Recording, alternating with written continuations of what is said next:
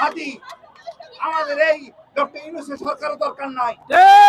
Doctor Yunus যথেষ্ট করেছেন, উনি কিছুই করতে পারেন নাই, একটা সংস্কার করতে পারেন নাই যে সংস্কারে আমাদের দেশ আমাদের নেতারা নিয়ে যাবে। আমরা হঠাৎ অসন্তোষ, আমরা সেই আগের সেই লাউ সেই কুমড়াই দেখতেছি। আমরা চাই নতুন বন্দোবস্তে বাংলাদেশ, ভারতের আধিপত্য বাংলাদেশ।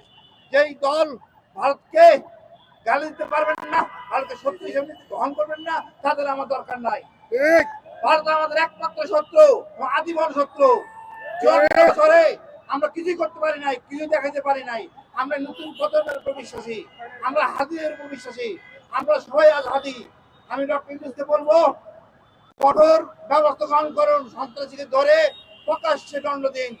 আগামীতে যেন এরকম না হয়। বাংলাদেশ আমাদের এই নতুন প্রজন্ম আমাদের বাংলাদেশকে নিয়ে যাবে। আমার হাতিরাই হয় আমাদের সম্পদ, অন্য কেউ না। ওই পুরানো বট বাহিনী, পুরানো সেই আওয়ামী লীগের ক্যাডার, মানে দুর্গন্ধময় রাজনীতি আমরা দেখতে চাই না। আমরা হাতিতে দেখতে চাই। হাতি হলো নতুন স্লোগান।